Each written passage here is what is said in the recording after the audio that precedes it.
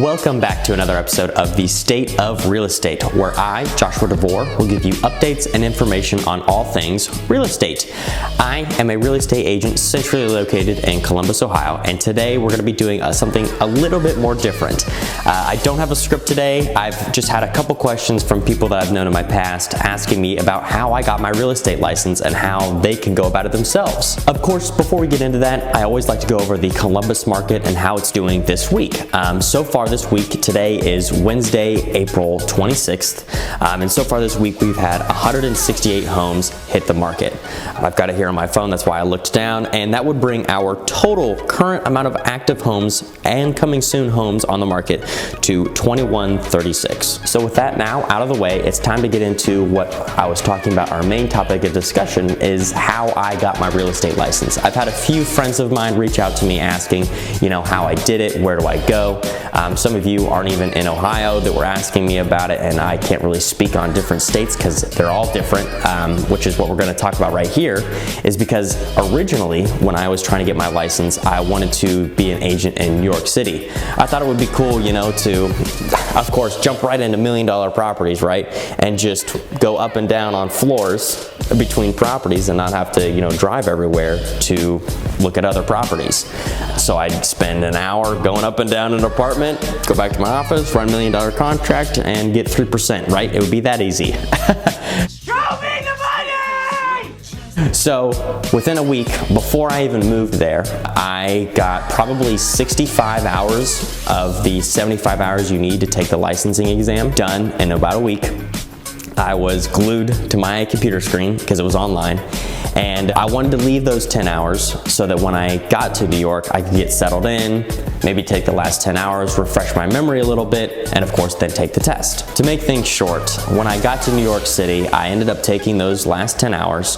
I was living in my $1,000 apartment living room with a roommate. I had no idea who he was, and some things started to unfold, I'll say. I wasn't able to take my proctored licensing exam at a public location in New York, and we weren't really sure what was going to happen in the future, so I kind of ended up staying there from my $1,000 apartment for about 4 months until I realized, nothing's really going to change, and I ended up moving back to Ohio. Now, I still wanted to stay in real estate, so of course I figured I'll give Ohio a try. I still want to be in real estate, whether it's in Ohio or New York. Ohio is my hometown, so I'd like to get to know it.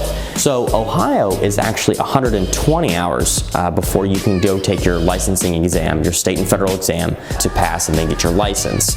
I'm probably going to be wrong, and I'm going to put it up on the screen here, but I believe it's 40 hours of principles and practices, 40 hours of law, and then 20 hours of appraisal, and then 20 hours of financing. If I'm right, hooray. If I'm wrong, it'll be right up here. It has been a while since I've taken it. But when I decided I wanted to get my real estate license in Ohio, I took those 120 hours in about 3 weeks. I did that. I was, again, super motivated to get it done. I felt like I wasn't doing anything in the meantime, so I wanted to get it done quickly and make sure I got my license. And I wanted to pass on the first try. I told myself before I went in, I was like, I'm passing here or it's doomed. I'm not going back, So, of course, I wouldn't be here if I didn't pass it right then and there. So I did. I passed it. I was super excited. Now, of course, I really knew what brokerage I was choosing before I even took the test, before I even started studying. But for you, it's a good idea to go and interview at a bunch of brokerages, see what they offer, take your pen and paper and write down. Because the experience I've had with it is it's more of you are interviewing the brokerage, not the brokerage is interviewing you. Of course, they still have to accept you on, but it's really what best is going to fit your work style. And that's what I liked about Weichert Realtors, and it's why I chose them. So after I passed the test, I finally got settled in at my brokerage. It was now time to start working towards my career. It's kind of what you've been seeing up till now on my real estate pages, my Instagram, my social medias, everything. And by the way, of course, I'm going to shout out if you're not following me on any of those, go ahead. The link will be in the description. But I've always been trying to, from here on out, to progress my career in any way I possibly can, just try to get better every single day. And I will admit, it is a lot harder in this business than originally I thought. You know, before getting into it, like I said during what I thought what New York was going to be like, I thought it was, I have a client, I show them a house, they offer on that house, we get accepted, boom, there's my 3% commission, right?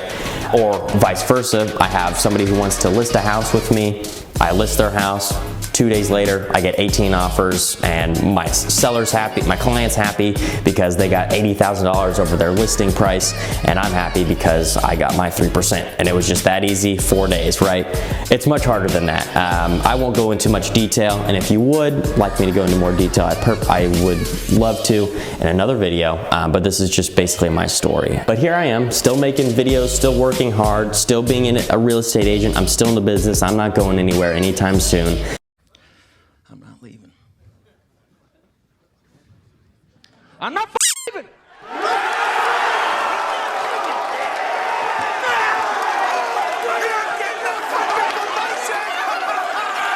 The show goes on. This is my home. They're gonna need a wrecking ball to take me out of here. They're gonna need to send in the National Guard or SWAT team, because I ain't going nowhere. I love what I'm doing, and I think it's a great challenge, and I think anybody who's interested in real estate should definitely check it out. And of course, I always compare it to the college startup. Now, don't come to me for your college advice, what I think you should do with your life, because it's a big decision.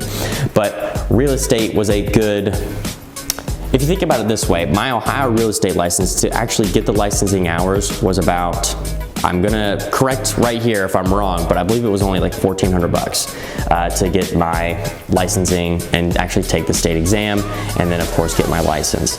Now there's of course other costs that I'm not gonna talk about right now, but I would love to talk about in another video that come with being an agent.